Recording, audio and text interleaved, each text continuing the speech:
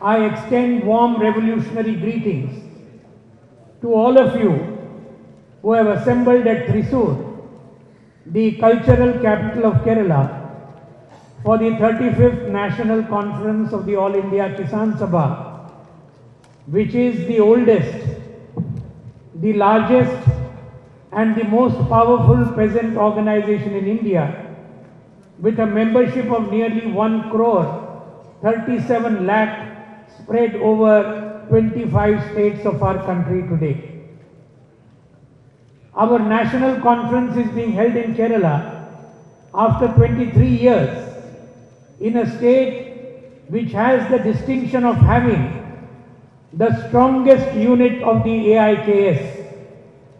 Through intense struggles and untold sacrifices over many decades, we pay deep homage to the thousands of martyrs of the AIKS in Kerala and also all over the country, both before and after independence, who have made the supreme sacrifice of their lives to keep the red flag flying high.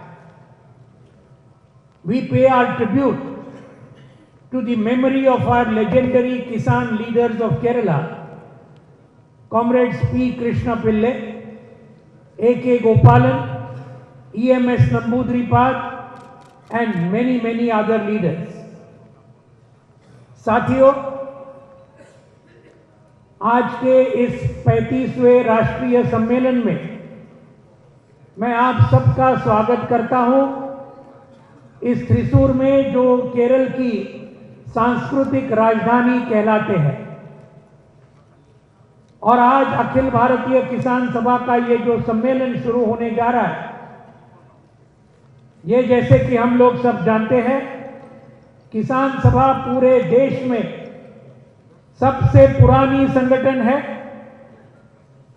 सबसे बड़ी संगठन है और सबसे लड़ाकू संगठन है। आज हमारे पूरे देश के 25 राज्यों में 1 करोड़ और 37 लाख ये हमारी सदस्यता हमारी आज पूरे देश भर में है। आज हमारा राष्ट्रीय सम्मेलन केरल में 23 साल के बाद में हो रहा है, और ये ऐसा राज्य है जिस राज्य में आज हमारे किसान सभा का सबसे मजबूत इकाई अगर कहीं होगी तो वो आज हमारे केरल में है। ये हमारे लिए सबके लिए बहुत अभिमान की बात है, और ये सिर्फ वैसे ही मजबूत नहीं बनी, बहुत बड़ा त्याग करना पड़ा, बहुत बड़े संघर्ष करने पड़े, और इसलिए केरल के हमारे हजारों शहीदों को, किसान सभा के पूरे देश के शहीदों को आजादी के पहले और आजादी के बाद इन सभी को हम श्रद्धांजलि देना चाहते हैं, जिन्होंने अपना पूरा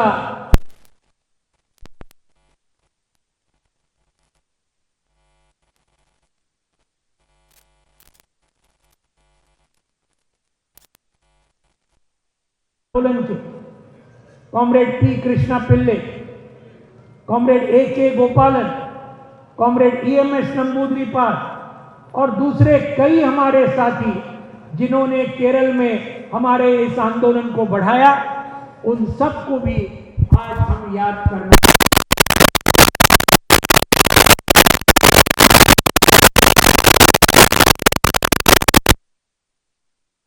October 2017. These 5 years have seen an unprecedented period in the history of peasant struggles in India. It was crowned by the historic 1 year, 15-day-long united struggle of lakhs of farmers at the borders of Delhi from 26 November 2020 to 11th December 2021. The struggle received massive solidarity from farmers, agricultural workers, and the working class from all over the country. It forced the pro-corporate, communal and authoritarian BJP RSS government of Narendra Modi to repeal the 3 black farm laws. That was indeed a magnificent victory that all of us have achieved during these last 5 years, which must be recorded. Since this is the first national conference of the AIKS after that victory, I take this opportunity to warmly congratulate the farmers of India led by the Sanyukta Kisan Morcha, the workers and employees of India led by the central trade unions, and the agricultural workers, women, youth, students, small traders and transporters, professionals and all other sections in India and our diaspora abroad who played a valuable role in fully supporting this extraordinary farmer struggle. We deeply appreciate the efforts made by all of them. साथियों, हिसार में जो हमारा अक्टूबर 2017 में पिछला अखिल भारतीय सम्मेलन हुआ, उसके 5 साल बाद आज हम लोग यहाँ त्रिशूर में मिल रहे हैं। इन 5 सालों में किसान आंदोलन के इतिहास में एक बहुत ही जबरदस्त संघर्ष, कई संघर्ष देखे, जिन संघर्षों का सबसे बड़ा पहलू अगर कोई होगा तो वो दिल्ली में जो किसान आंदोलन चला, 1 साल और 15 दिन 26 नवंबर 2020 को शुरू होकर 11 दिसंबर 2021 को वो पूरा हुआ। और ये संघर्ष को दिल्ली में तो अर्थात हमारे पंजाब के साथी, हमारे हरियाणा के साथी, हमारे उत्तर प्रदेश के साथी, हमारे उत्तराखंड के साथी, हमारे राजस्थान के साथी, हमारे मध्य प्रदेश के साथी बहुत बड़े तादाद में, लाखों की तादाद में 1 साल तक उन्होंने ये संघर्ष चलाया। उनको तो हम लाल सलाम देते ही हैं, लेकिन उनके साथ साथ पूरे देश में हमारे किसान भाई और बहन, हमारे खेत मजदूर, हमारे छात्र, हमारे नौजवान, हमारी महिलाएं, हमारे व्यापारी छोटे, हमारे ट्रांसपोर्टर और बाकी सब लोग, इन्होंने भी इस संघर्ष को आज कामयाब करने के लिए बहुत बड़ा योगदान दिया। इसका भी हमें जरूर जिक्र होना चाहिए। किसान महापंचायत, किसान मजदूर महापंचायत, हम जानते हैं पूरे देश भर में हुए, कश्मीर से लेकर कन्याकुमारी तक, गुजरात से लेकर गुवाहाटी तक पूरा देश इस दिल्ली के किसान आंदोलन के साथ उतर कर आया। ये हमारे लिए बहुत ही बड़ी बात है, इसका जरूर जिक्र होना चाहिए। और इसलिए क्योंकि उस आंदोलन के बाद ये पहला हमारा राष्ट्रीय सम्मेलन आज केरल में होने जा रहा है, इसलिए मैं ये अवसर लेता हूं कि पूरे भारत के किसान, संयुक्त किसान मोर्चा के नेतृत्व में, पूरे भारत के हमारे मजदूर और कर्मचारी, सेंट्रल ट्रेड यूनियंस के नेतृत्व में, और हमारे सभी खेत मजदूर, हमारे सभी महिला, छात्र, नौजवान और बाकी सभी तबके, हमारे देश के और देश के बाहर के भी भारतीय लोग, इन्होंने भी बहुत बड़ा हमारे आंदोलन को बहुत बड़ा मदद किया, बहुत बड़ी सॉलिडारिटी दी। इन सबको आज हम उनको धन्यवाद देते हैं, उनका अभिनंदन करते हैं और उनको क्रांतिकारी लाल सलाम पूरे देश के इन जुझारू लोगों को देते हैं। As is our general practice, our General Secretary's report will take detailed stock of the agrarian situation, our movement and our organization. Here we will briefly focus on the political challenges that we have to face and combat in the days ahead. साथियों, जैसे कि हमारा हमेशा तरीका होता है, general secretary के जो रिपोर्ट होंगे, कॉमरेड हनंदा जो बाद में आपके सामने रखेंगे, उसमें भारत के खेती की पोजीशन जो है, इसके बारे में उस रिपोर्ट में रखा जाएगा। हमारे आंदोलन के बारे में उसके अंदर लिखा जाएगा। हमारे संगठन, कि आज अवस्था क्या है और क्या करना चाहिए, इसके बारे में ये सब बातें जनरल सेक्रेटरी रिपोर्ट में आएगी। प्रेसिडेंशियल एड्रेस में, अध्यक्षीय भाषण में सिर्फ आज की जो राजनैतिक चुनौतियां हमारे सामने है, अंतर्राष्ट्रीय है और देश के अंदर है, उसी के ऊपर थोड़ा सा आज हम रोशनी डालने का प्रयास करेंगे। साथियों, उसके अंदर भी सिर्फ 30 मिनट का वक्त अध्यक्षीय भाषण के लिए हमने दिया है।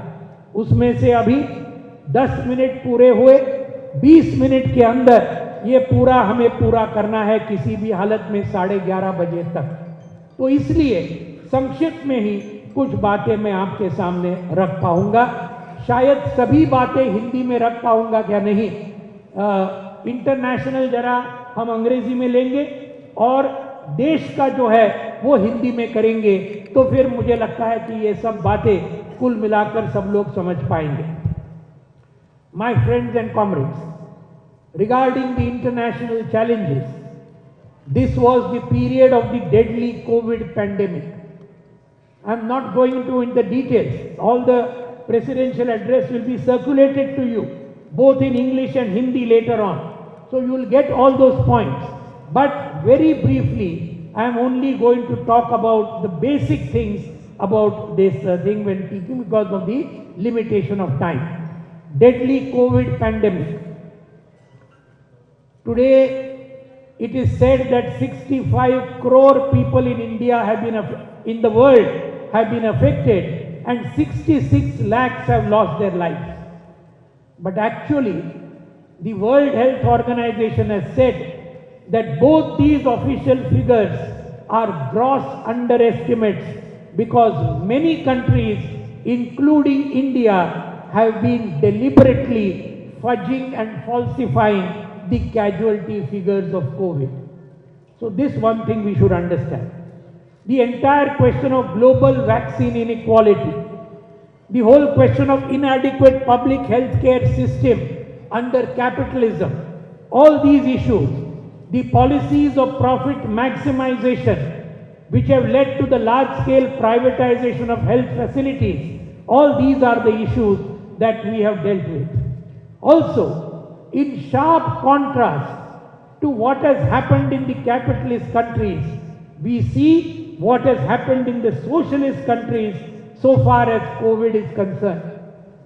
And here we find countries like socialist China, socialist Cuba, socialist Vietnam, they have set a very, very different standard regarding the intensity of COVID, regarding the cases of COVID. A very, very different situation has been presented by the socialist countries, which also we must take note of.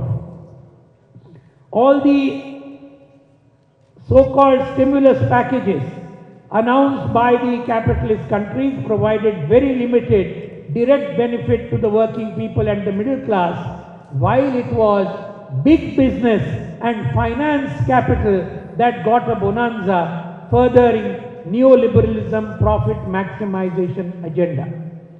Then we have talked about the aggravating global capitalist crisis, the whole situation about the crisis, the symptoms, the growing miseries, rising inequalities all over the world. All those figures are given. I am not going into all those details. There have been growing worldwide protests against what has been happening in the last 5 years. Our last conference, let me again remind you, it was in October 2017. Today it is 5 years and 2 months after our Hisar conference that we are meeting again. And in these 5 years, there have been growing worldwide protests all over the world in various continents, about which we have made some review regarding that.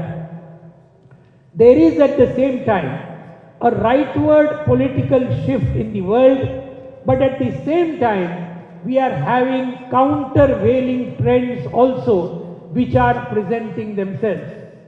The rightward political shift has been seen in countries like France, in countries like Italy, where, as you know, arch conservative Giorgia Meloni, she won in the Italian elections. Actually, she is, into we say very frankly, a neo-fascist has come to power in Italy today. This we should understand. In France, also, Le Pen has got the second listing of number votes. So therefore you see that this kind of a thing in France and Italy, reactionary forces are also growing. The United Kingdom has seen 3 Conservative Party Prime Ministers in the last 2 months. One after the one. 3 Prime Ministers of the Conservative Party. And Rishi Sunak has become the new PM of Britain. Much is being made of his Indian origin, but that has little meaning since he is clearly the choice of global finance capital. The Conservatives have become quite discredited, but Labour is as yet unable to project a clear policy alternative. This is the situation in England today. However, this is the important point. Countervailing trends to combat this rightward political shift are also growing. And this can clearly be seen in the Latin American countries like Brazil, Bolivia, Venezuela, Nicaragua, Peru and Chile.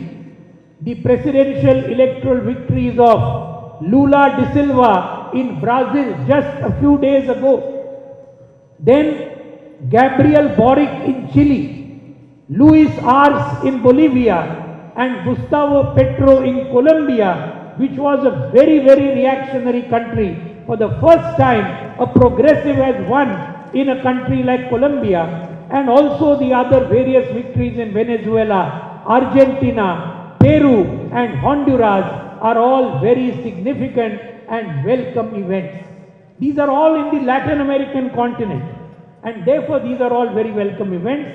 The Black Lives Matter protest also contributed to Donald Trump's defeat in the United States of America. For the first time after 1959, all governments in the 5 Scandinavian countries, Denmark, Sweden, Norway, Finland and Iceland, were either social democratic or central left, except very recently, the Swedish elections have recently shown some disturbing right-wing trends with the rise of the Sweden Democrats and their entry into power. At the same time, US imperialism's aggressiveness is being challenged, and this is being challenged at various levels, those also we have mentioned in various ways. The NATO-triggered war in Ukraine, this is one of the very important things in the world today, and this war, very clearly, it is the United States and NATO which has egged on Ukraine to have this kind of a situation where this war between Russia and the Ukraine became inevitable. We have mentioned all the details in our presidential address. I am not going to go into all those details. The presidential address will be given to all of you. But we have taken this position that whatever may have been the situation, Russia's war against Ukraine must immediately end, and all contentious issues must be settled through talks and negotiations. That is the stand that we have taken regarding the stand, and many other things we have said over there. Israeli aggressiveness in West Asia. This is another very important thing that we are seeing. I am not going to go into the details because of lack of time. Hostile US moves against socialist countries. That is also a very important thing regarding Cuba, regarding DPRK, also the attacks on China. All these socialist countries are being attacked by imperialism in various ways. This also we are taking into account. In Afghanistan, what has happened? This also we have talked about Afghanistan. After all, after 2 decades of US occupation, eventually after the US left, it was the Taliban which came into power in Afghanistan, a very reactionary force, no doubt, but it has now come into power in Afghanistan. This is something which is not at all a good thing. Regarding our neighboring countries, we have talked about Bangladesh, Pakistan, Sri Lanka is a very, very important thing, which all of us know. There was a people's upsurge against the Rajapaksa government. All of us saw on our TV screens thousands of people coming out, occupying the presidential palace, the Prime Minister's residence. All this we saw happening in Sri Lanka. And of course, now for the time being, it is to some extent business as usual, because the new president is after all a hand-picked successor of the Rajapaksas. But now we have to see what happens in the Sri Lanka in the coming days. In Nepal, in Myanmar, all these events we have taken into account. We have also taken into account the global rise of China in these days. And that has been a very important thing.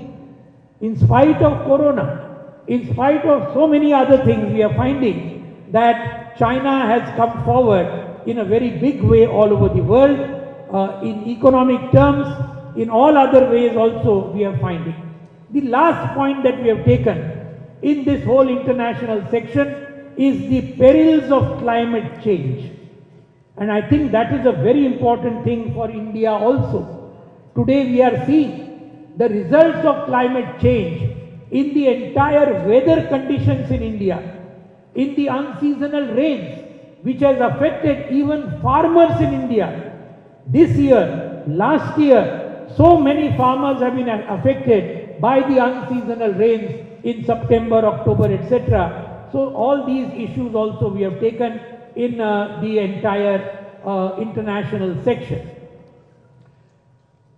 साथियों, राष्ट्रीय परिस्थिति के अंदर हम आएंगे और इसका हम अंग्रेजी और हिंदी दोनों में हम इसका बहुत संक्षिप्त में बात करेंगे. Comrades and friends, regarding the national challenges, the Modi-led BJP-RSS government has been the most anti-people, pro-corporate, communal, Manuvadi and authoritarian government in the 75-year-old history of independent India.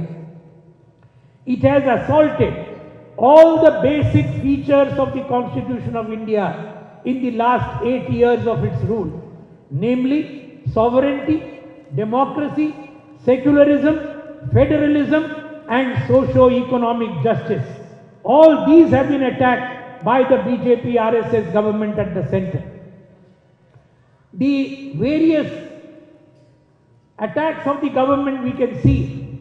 The 3 farm laws which it made, finally it had to repeal as a result of the huge and historic farmer struggle. The 4 labor codes which are not yet repealed against the working class of India. Attacks on Manarega, that is on the agricultural workers of India. Massive price rise, unemployment, hunger, poverty, refusal to give minimum support price. Then the assault of privatization, selling off the country for a song to domestic and foreign corporates. We have seen that while crores of working people have been devastated, Gautam Adani has become the 3rd richest man in the world, not in India. Gautam Adani has now become, as a result of the Ashirwad of the Modi government, the 3rd richest man in the world today. And Mr. Mukesh Ambani has become 5th richest man in the world. This is what has happened in this thing, while the entire people of India have gone below poverty, have committed suicide.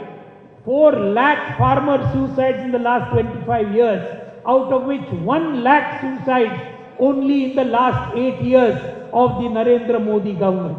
So this is what we are facing with. And here, apart from this, we see communalism of the BJP-RSS government. I don't want to go into details, though there is a lot to be said, but there is no time. Only one thing, the Bilkis Banu case. The Bilkis Banu case.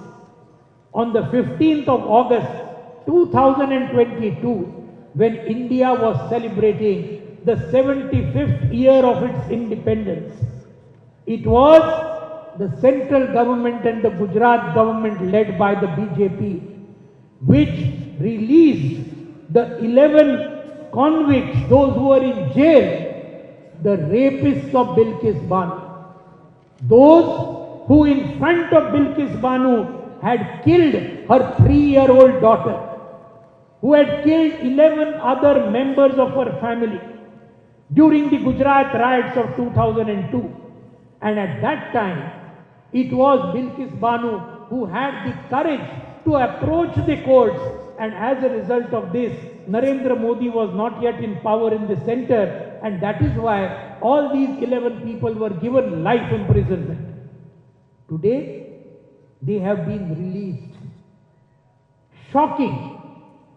They have been released, and not only have they been released, but they have been welcomed with sweets, welcomed with flowers in Gujarat. This is the most shameful thing that has happened in the history of India. This is what we have to understand. This is what we'll have to fight. So that is one thing. Many other things are there. I am not going into the details. Manuwadi. The assaults on Dalits and women. Uttar Pradesh. You see Hathras. You see Unnao. You see so many. Lakhimpur Khiri just now, where 2 Dalit sisters were killed and made to hang. So many all over the country you see attacks on Dalits, attacks on Adivasis, attacks on women, tremendously growing all over the situation. So this is the Manuwadi thing of the BJP RSS government. Authoritarianism shown by the Bhima Koregaon. All those who are arrested. Father Stan Swami, he passed away. He was a martyr of this BJP regime. We have our students in JNU, our students in Jamia Millia, Aligarh Muslim University, all of them, many of them are still in jail today. And we have all these cases of Tista Setalwad, Muhammad Zubair, Siddiqui Kappan. How many instances can be given? All of them having been put, and some of them have got bail. But it shows the entire nature of the BJP government, authoritarian, fascistic nature of this BJP government. And therefore, in all this light, we have to strengthen the left. We have to strengthen the left and democratic forces. And we also have to build a broad unity of the democratic left and secular forces all over India. That is also a very important thing if the BJP RSS has to be defeated.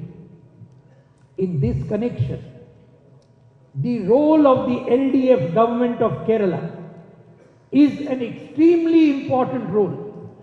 And we are very proud.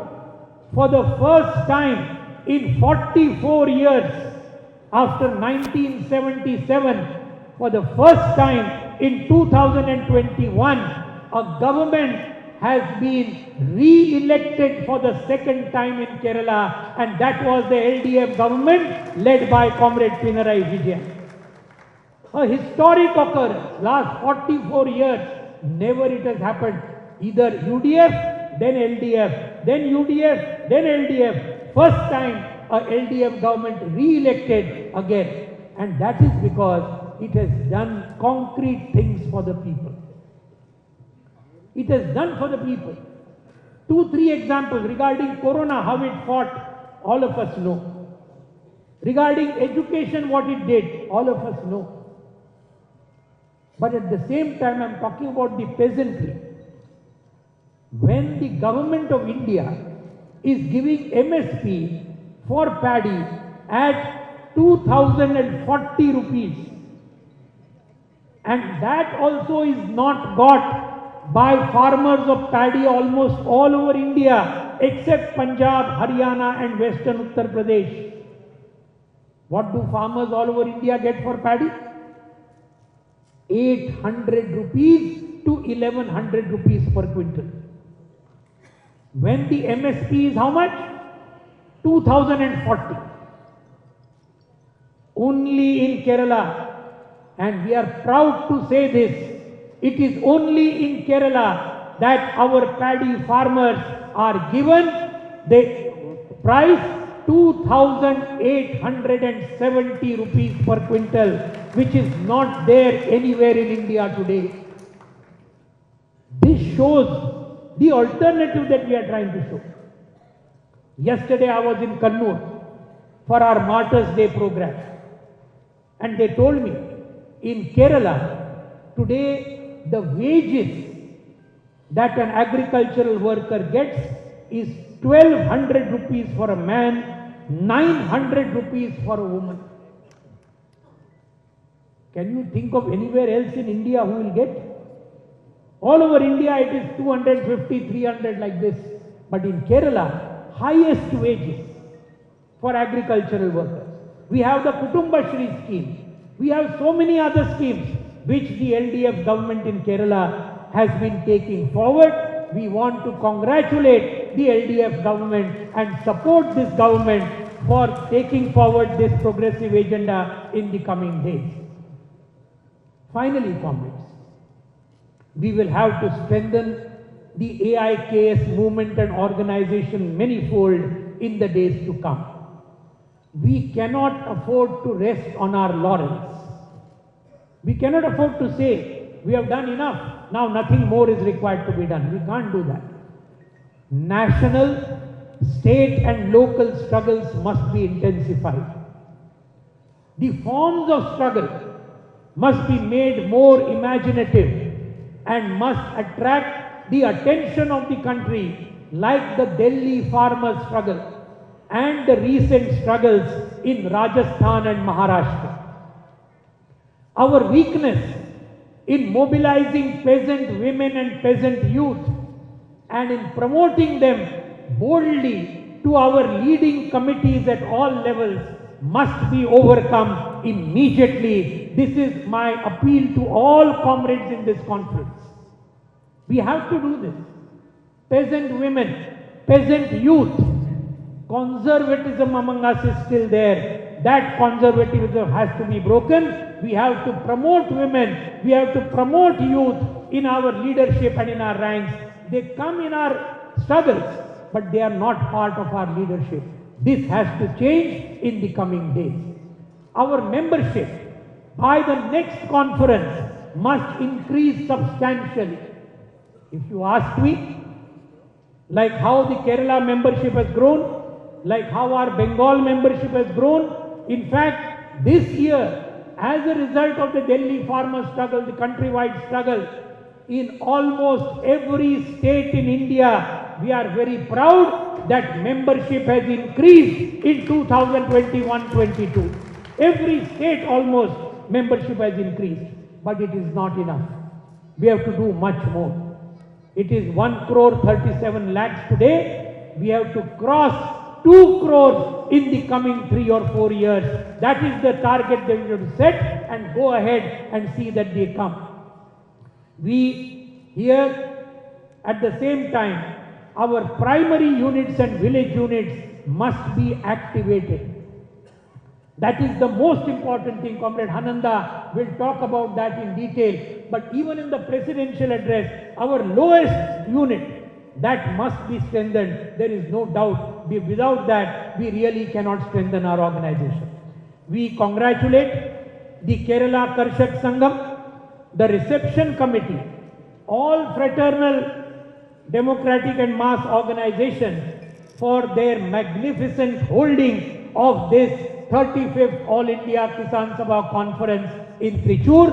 Let us give a big clap to our Kerala comrades for this holding of this wonderful conference. In our Hisar conference, we had taken our slogan, a very powerful slogan which holds true even today. Kisan Sabha in every village, every Kisan in the Kisan Sabha. That slogan must be taken forward even now. And in this conference, our struggle is struggle, consolidate and advance for an alternative. That is the slogan of our Trishur conference, which we have to take forward in the coming days. साथियों, 5 minute में ये जो राष्ट्रीय का situation है हिंदी में, क्योंकि कई हमारे हिंदी साथी है, उतना ही 5 मिनट में मैं पूरा करूंगा। साथियों, हम जानते हैं मोदी और शाह के नेतृत्व में ये बीजेपी आरएसएस की सरकार ये आज तक के 75 साल की सबसे जनता विरोधी, सबसे कॉरपोरेट के पक्ष में, सबसे सांप्रदायिक, सबसे मनुवादी और सबसे तानाशाही सरकार रही है। इसमें कोई दो राय नहीं हो सकती। 75 साल में ऐसी प्रतिक्रियावादी सरकार हमारे देश में कभी नहीं आई। इस सरकार ने हमारे संविधान के हर पहलू के ऊपर उन्होंने हमला किया है। वो है हमारी आजादी, हमारा जनवाद, हमारी धर्मनिरपेक्षता, हमारी संघवाद, जो संघ राज्यवाद फेडरलिज्म बोलते हैं, और हमारा सामाजिक आर्थिक न्याय की बात, हर चीज के ऊपर इन्होंने आज बड़े पैमाने पर हमले किए हैं। ये हमले आर्थिक स्वरूप के हैं, जिसके बारे में मैंने कहा सोशल भी है, सांप्रदायिकता है। बिल्किस बानो का उदाहरण मैंने दिया, जिस प्रकार के उनके जो रेप किया और उनके परिवार के लोगों को खत्म किया, उनको रिहा किया 15 अगस्त 2022 में। मनुवाद का देखा, दलित और महिला किस प्रकार का उनके ऊपर लगातार हमला जारी है उत्तर प्रदेश और दूसरे राज्यों में। आज उनका जो तानाशाही, भीमा कोरेगांव, जेएनयू, जामिया मिलिया, अलीगढ़ मुस्लिम यूनिवर्सिटी, टीस्टा सेतलवाड़, मोहम्मद जुबैर, सिद्दीकी कप्पन, कितने नाम लूं आपको पता चलेगा। ये इनका पूरा ये जो लगातार जारी है, इनको अगर सामना करना है 3 बातें हमें करनी होगी। एक तो हमारे वामपंथी ताकतों को मजबूत करना होगा, वामपंथ और जनवादी ताकतों की एकता को और ज्यादा मजबूत करना होगा, और ये बीजेपी के खिलाफ वामपंथी, जनवादी और सभी धर्मनिरपेक्ष ताकतों को इकट्ठा लाकर ये बीजेपी आरएसएस को 2024 में हराना होगा। यह है हमारे सामने जो सबसे बड़ी चुनौती जो हमको करना होगा। तो ये बात है। इसके अंदर एलडीएफ गवर्नमेंट केरला एक बहुत बड़ा काम उसने किया है। आप जानते हैं कि पहली बार 44 साल के बाद केरला में कोई सरकार दोबारा फिर से चुन के आया, और वो है कॉमरेड पिनरई विजयन मुख्यमंत्री जिसके है, उनका एलडीएफ सरकार दोबारा 2021 में चुन कर आया। ये बहुत अच्छी बात है, और चुन के आया क्योंकि उन्होंने जनता के लिए काम किया था। हम देखते हैं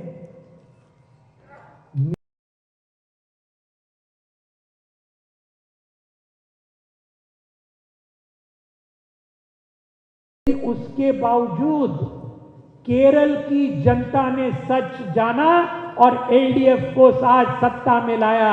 ये कोई मामूली बात नहीं है साथियों, मामूली बात नहीं है।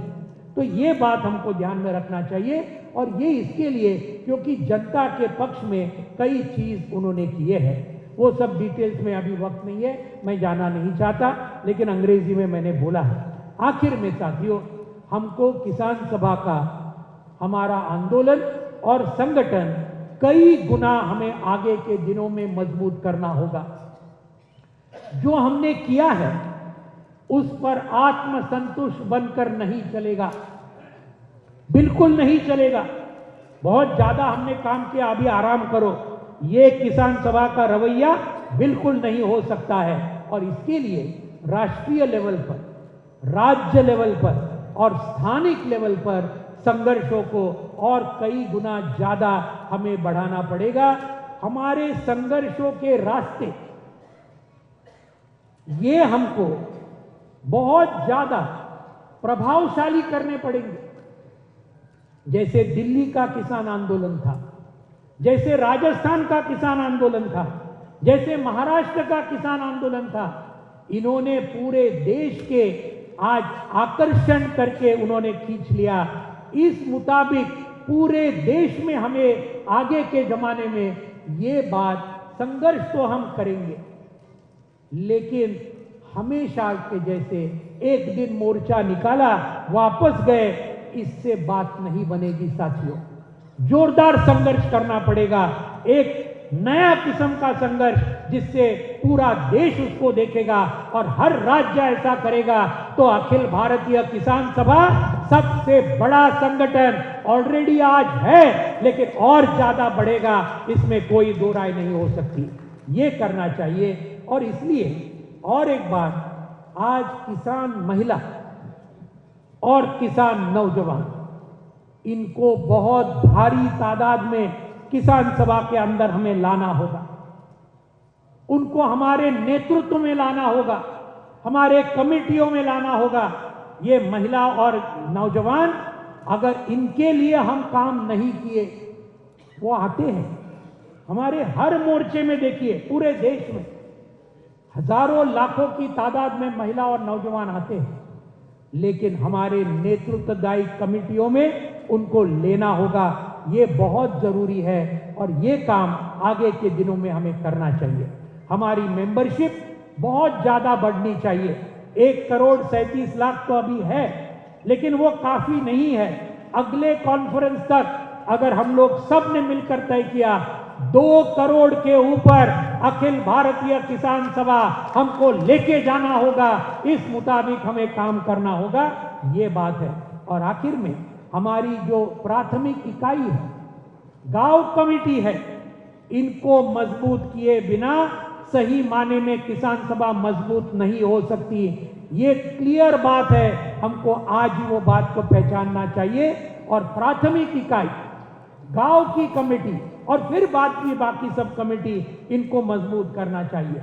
हम आखिर में केरला कृषक संगम को, स्वागत समिति को और हमारे केरल के बाकी सभी जो जन संगठनों ने इस सम्मेलन को कामयाब करने के लिए बहुत बड़ा काम किया, बहुत बड़ा योगदान किया, तालियों के साथ हम केरला के सभी साथियों को हम यहाँ धन्यवाद देना चाहते हैं, उनको अभिनंदन करना चाहते हैं। और जो पिछले हिसार सम्मेलन का हमारा जो नारा था, वो नारा था हर गांव में किसान सभा और किसान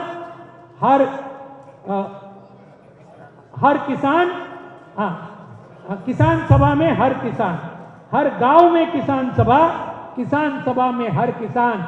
यह हमारे हिसार कॉन्फ्रेंस का जो नारा था, उसको तो आज भी लागू है, उसको आगे लेके जाना चाहिए। लेकिन इस बार के हमारे सम्मेलन का संघर्ष करो, मजबूतीकरण करो और आगे बढ़ो। एक विकल्प के लिए ये जो हमारा नारा है, वो हम जोरदार तरीके से आगे लेके जाएंगे। ये मैं आप सभी को दरख्वास्त करते हुए, आप सभी को फिर से बहुत बहुत क्रांतिकारी अभिनंदन करते हुए आज मैं यहाँ अध्यक्षीय भाषण को पूरा करता हूँ। धन्यवाद साथियों। इनकिलाब जिंदाबाद, red salute, long live revolution.